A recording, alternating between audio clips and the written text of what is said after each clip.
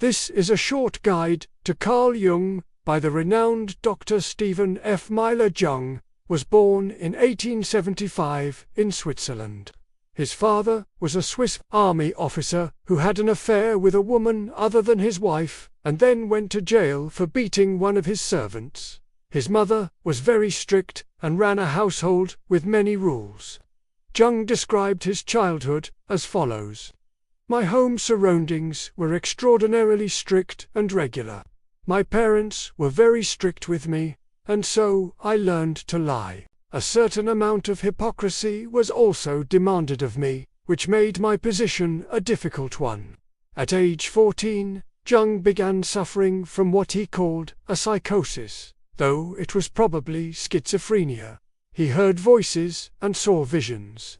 One day he woke up from a dream in which he was dead and felt as if he was no longer in touch with reality. He did well in school, however, and graduated from university with a degree in psychiatry.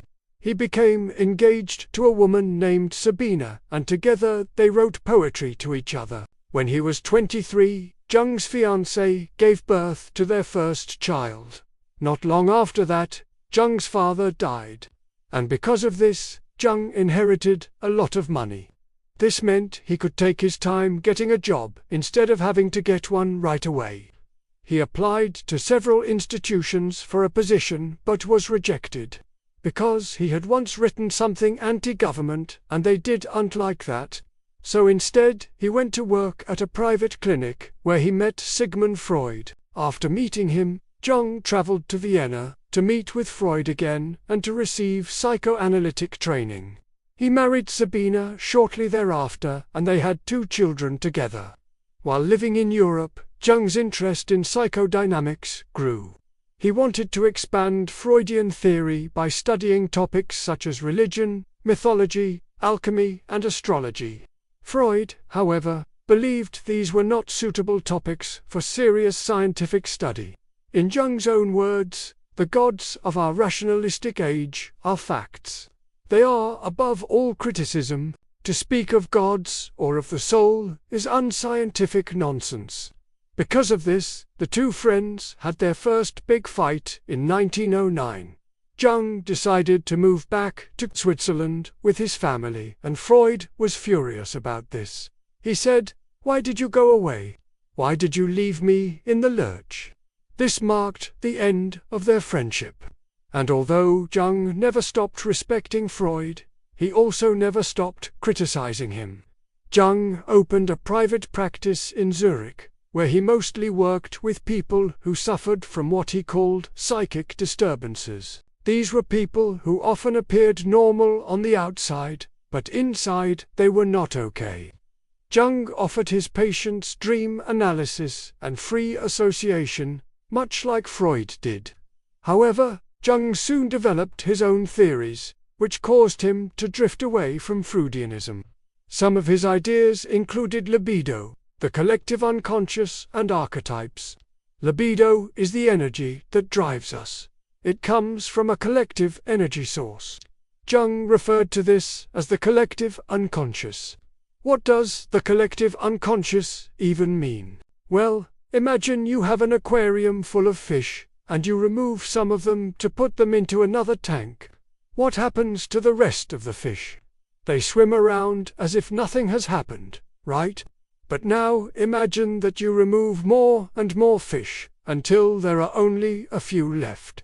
Now they begin to notice that something is wrong. There aren't enough of them to form a group anymore. They are in danger of extinction. This is kind of how Jung thought the human psyche developed. Early on, we have lots of contact with others, but as we grow older, we become more individualistic and less connected to others.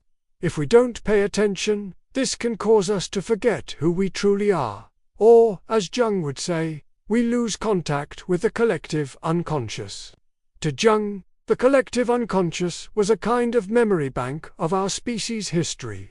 It is full of stories called archetypes. Archetypes are patterns that appear over and over again in human history. Take, for example, the hero. You find this archetype in countless myths across many different cultures. There is the hero who goes off on an adventure, faces monsters, learns lessons, and eventually returns home. Jung believed that our understanding of the world is shaped by these archetypes. For example, when you hear the word monster, what pops into your head? Probably something scary, dangerous, unpredictable, maybe even violent. Now, think of a hero. Maybe someone courageous, strong, determined.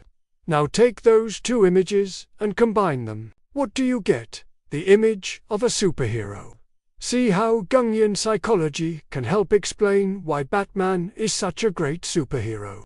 Jung had another idea that was similar to Freud's Oedipus complex, but it was a little different.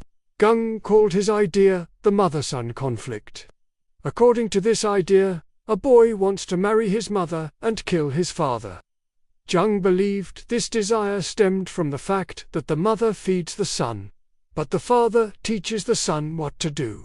So the mother represents pleasure and the father represents discipline. This conflict causes a lot of anxiety. So the boy unconsciously develops defenses against it. These defenses result in the formation of the ego.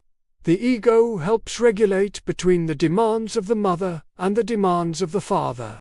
Another thing that Jung contributed to psychology was the idea of introversion and extroversion. Jung believed that most people are a mix between the two, but that one is usually dominant. Extroverts gain energy from being around people. Introverts lose energy from being around people. Jung developed a test that measured where you fall on this spectrum, but it's not very good. And there are better tests today. In addition to developing theories, Jung also wrote many books. One of his most popular ones is called Psychology of the Unconscious. He wrote it in 1912, but it wasn't published until 1953, after he died. In the book, he criticizes Freud for ignoring religion and spirituality. Jung argued that these things are not irrational, as Freud had suggested, but instead are attempts to connect with the collective unconscious. After World War I, Jung became very interested in mystical ideas. This caused him to lose contact with the rest of the psychology world. Jung had always been fascinated by Eastern religions like Hinduism and Buddhism. And while living in Switzerland, he became interested in astrology, alchemy, magic, and Kabbalah. He studied all kinds of mystical stuff, but he still called himself a scientist. However, he used his last public lecture to talk about synchronicity, which is the idea that events can be meaningfully related without any causal connection. For example, if two people keep thinking about each other at the same time, Jung would call that synchronous. This topic is not suitable for scientific investigation. So Jung abandoned his scientific aspirations to study it. Later in life, Jung became very wealthy. He owned a mansion with a huge garden. He had a private security guard, several secretaries and assistants. Jung kept working until he was almost 60.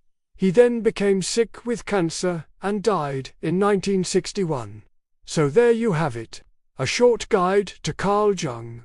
Jung was a brilliant mind who contributed a lot to psychology. But he's not as famous as Freud. There are several reasons for this. One reason is that Jung was not very good at promoting himself. Instead, he preferred to stay in his garden and smoke cigars. Another reason is that Jung was sometimes contradictory. For example, he criticized Freud for being too focused on sex, but he had his own sexual issues. He had a decades-long affair with a married woman, which resulted in a child. In addition to this, he had several abortions with other women. Finally, Jung took his mysticism to the grave. He was unwilling to share his later ideas with anyone. Even his wife was not allowed to read his later work. This means that a lot of his research was never shared with the public. So perhaps it was Jung's flaws that kept him from becoming as famous as Freud. Who knows? If you want to learn more about Jungian psychology, let me know in the comments below. And thank you for watching. Edited by Dr. Stephen F. Myler, Ph.D.